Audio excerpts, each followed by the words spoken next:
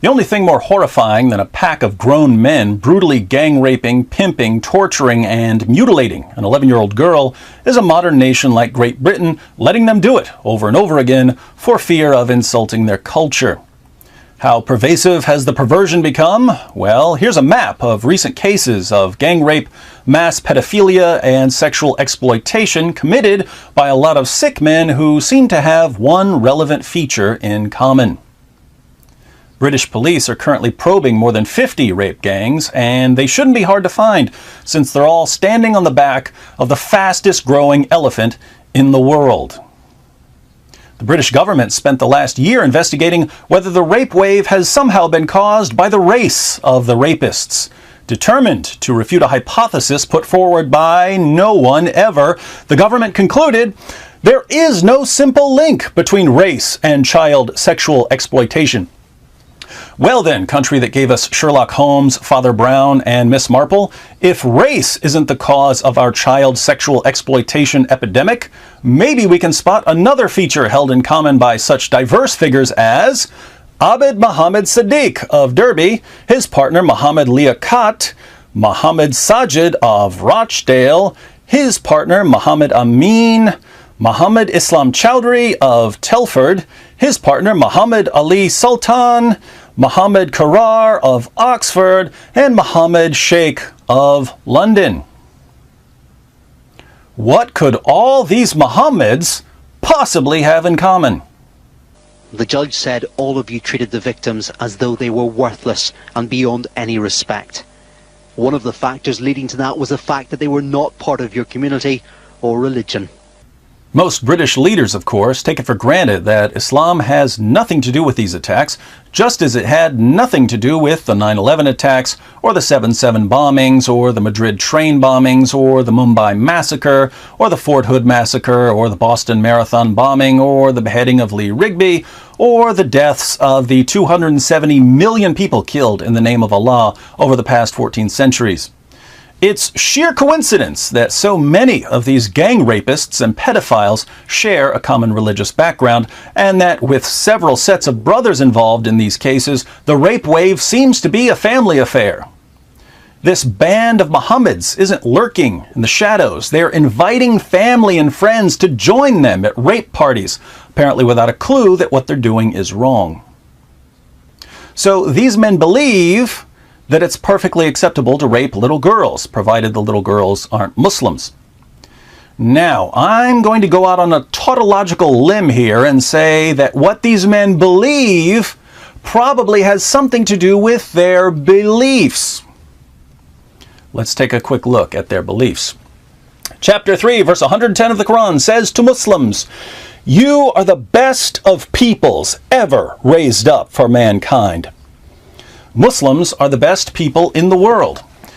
What about Jews and Christians? Surah 98 verse 6 calls Jews and Christians the worst of creatures.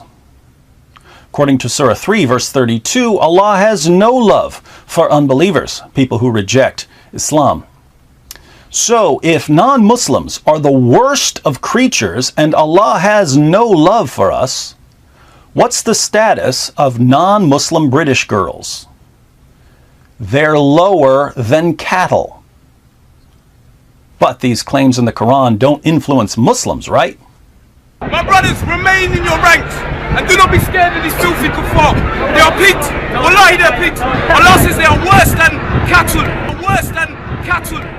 Unfortunately, unbelievers don't always recognize how inferior we are, so Allah sent Muhammad to begin the important task of putting unbelievers in their place, a place of humiliation and degradation, and putting believers in their place, a place of authority and supremacy. Under Muhammad's rule, unbelieving men were either killed or violently subjugated. Unbelieving women who were captured became the sex slaves of Muslim men. Sincere Muslims today look back to the time of Muhammad as the glory days of Islam, the Prophet and his companions marching out and subduing people in the name of Allah. But the Islamic project of subjugating unbelievers wasn't just for the time of Muhammad. If you read the Muslim sources, Islam was to continue expanding until it dominated the entire world. Allah even promised this to Muhammad in a vision. Muhammad said, "The whole earth has been shown to me, till I saw the east of the east and the west of the west, and I saw that the authority of Islam ruled all that I saw." But these teachings have absolutely no effect on Muslims, right? So we can invade their country and take their wives and war booty, and take their wives and war booty, and take their wives and war booty. The culmination of Islamic supremacy will be on Judgment Day, when Allah admits Muslims to a paradise of sensual delights and casts almost everyone else into hell.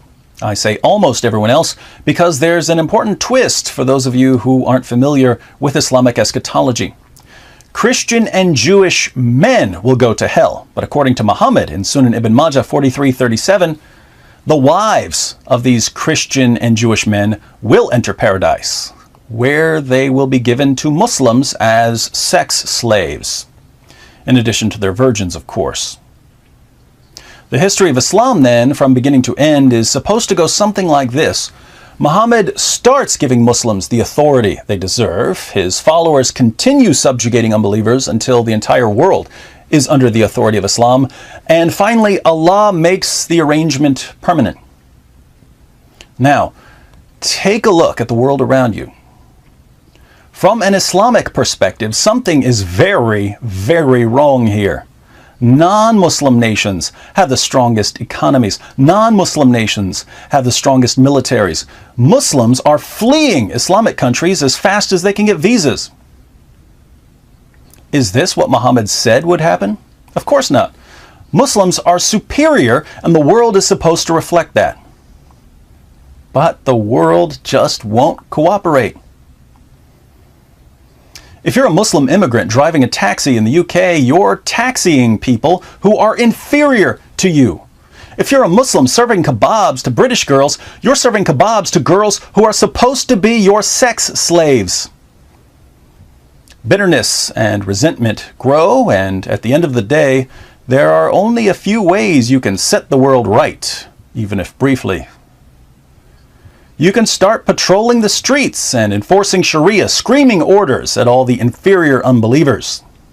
So Muslim Patrol, move away from the mosque. I call it, obviously, to not dress like that in Muslim area. It's a Muslim area. Or you might go a little further and slaughter an unbeliever, putting the fear of Islam into the entire population.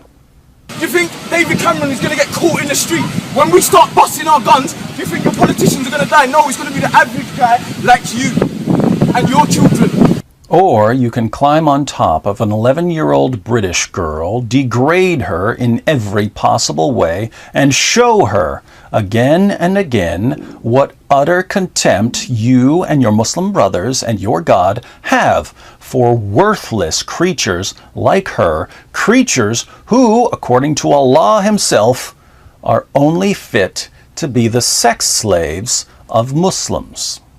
Across the country, many have been shocked at the uncovered sexual exploitation rings, first in Rochdale, then Rotherham, Derby, and most recently in Oxford. Gangs of men lure vulnerable young girls, some as young as 10, with presents in order to gain their trust.